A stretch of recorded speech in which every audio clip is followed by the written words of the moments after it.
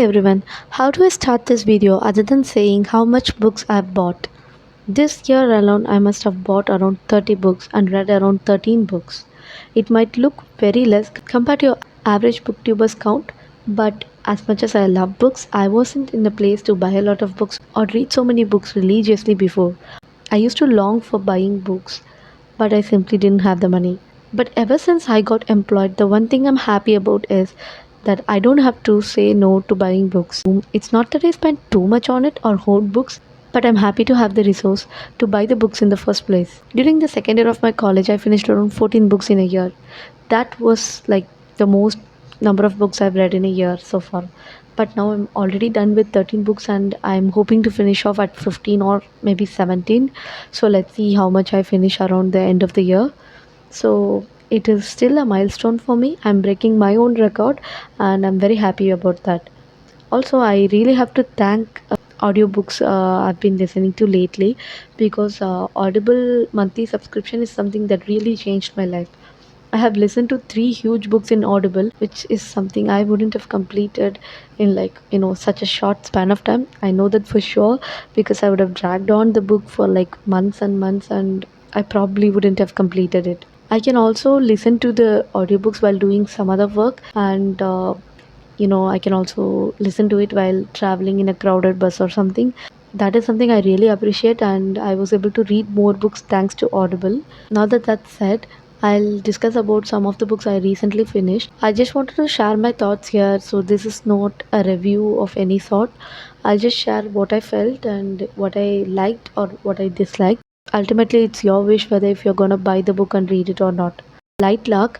I finished this book like months ago, and I solely, wanted to read this book because I followed Alex Aster on Instagram, and I kept getting her reels promoting her book, and I was very hyped to read the book, and I found out the cost of the paperback and hardcover on Amazon, which was something I couldn't afford. Like, it's not that I don't want to spend a lot of money on books, but it's just I have a budget which I don't, cross a lot. So I opted for a audiobook in Audible. That is one of the reason I'm thankful for Audible because I can buy books which are a little pricey when you think about buying a paperback or hardcover. So I'm really grateful for Audible credits through which I can buy books. About this book, the one thing I can say is it started out very well.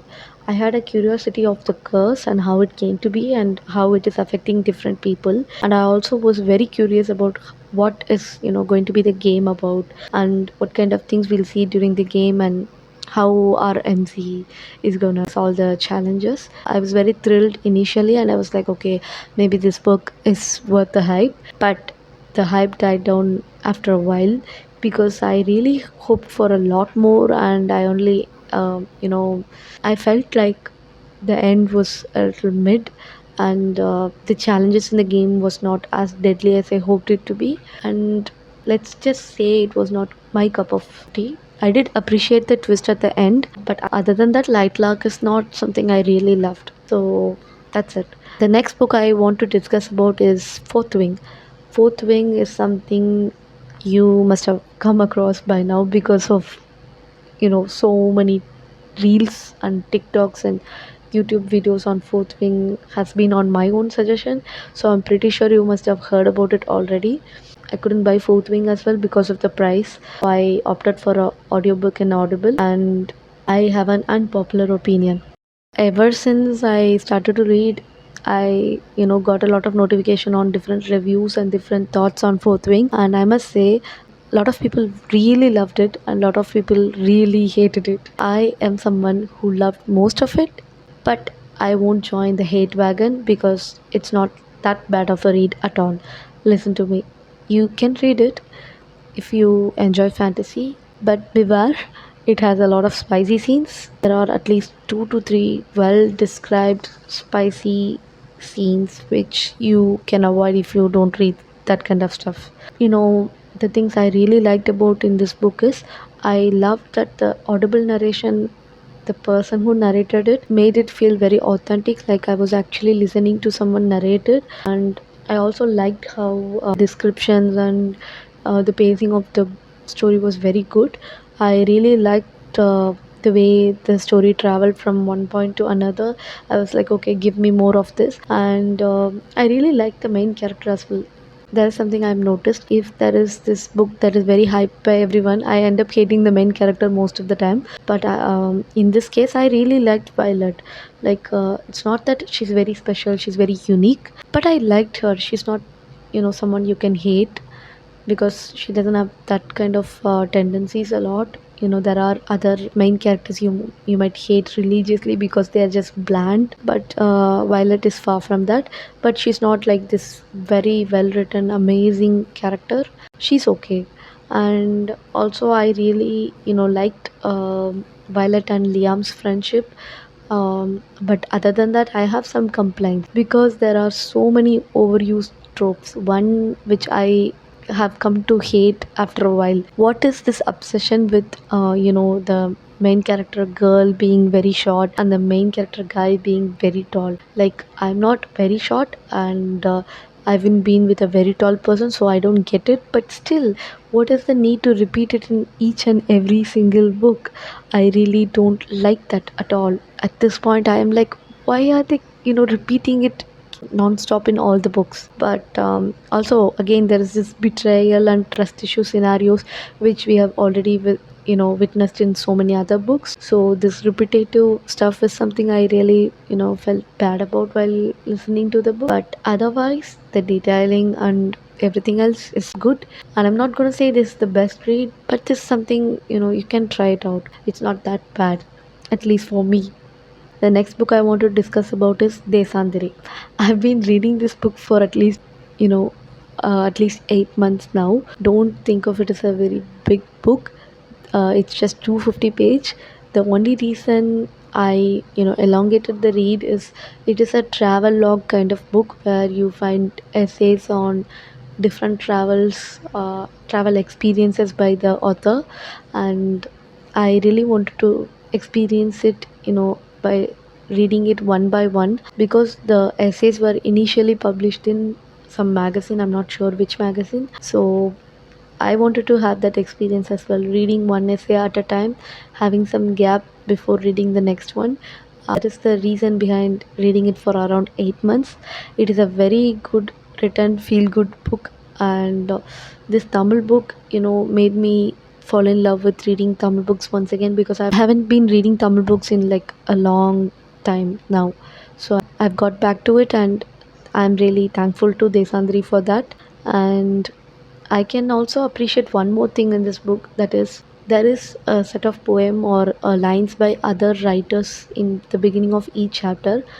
I really came to love that as I started to read the book. I'm like, okay, these are very beautifully written Tamil lines which I couldn't have discovered otherwise. So I'm really thankful for that. And if you're someone who can read Tamil, don't miss this book. It's such a feel good book. So, another book I'd like to talk about is The Invisible Life of Addie Larue. Wow, I have so much thoughts on this book. I can, make a separate video on it, but I don't know if I'll make one. I'll just say that this book is, literally my favorite read so far in this year. Like, I love the way the book is so rich in details, and it made so much sense when I finished, the book. One thing I need to say is I opted for an audiobook for this book as well due to the price, but I regret it. Not that the audiobook was very bad, the narration was very good. I really felt and I actually cried a lot while listening to the book, but I know for sure if I had read the physical copy, I would have cried more. I know that I'm gonna buy this book one day or another and I'll reread it, to feel it again. But it's just amazing. I understand why this book was suggested for like so many years by so many people. And if you haven't read this book yet, please go read it because it's a well written book. It's just amazing. And I'll just say one more thing. I remember you. For those of you who know, you know. And those of you who don't know, just go and read it already. At this point, you're just missing out an amazing book. So go read the book and let me know what you feel when you read I Remember You. Now that that's said, I'll tell about the books I'm currently reading. I'm reading What We Pass On to Our Daughters by Manisha Yadav and A Reaper at the Gates by Sabaa Tahir. So, and I'm also listening to The Ballads of Songbirds and Snakes by Suzanne Collins on Audible. So, What We Pass On to Our Daughter is a book I randomly came across on Instagram, and I loved the book cover and idea of the book, so I immediately bought it. I've been, keeping it on the bookshelf for a while now. I finally started to read it, and it is a very good book so far. I really hope it is good through the end. And of course, A Reaper at the Gates. I finished A Torch Against the Night around May. I'm really sorry that I couldn't get back to, the Empire soon. I'm not apologizing to you guys, I'm just apologizing to myself because I loved the book so much that I took a long gap to read the third book. I'm like, why didn't I visit the Empire soon? So yeah, I'm in the middle of the book. I'll soon finish the book as soon as possible.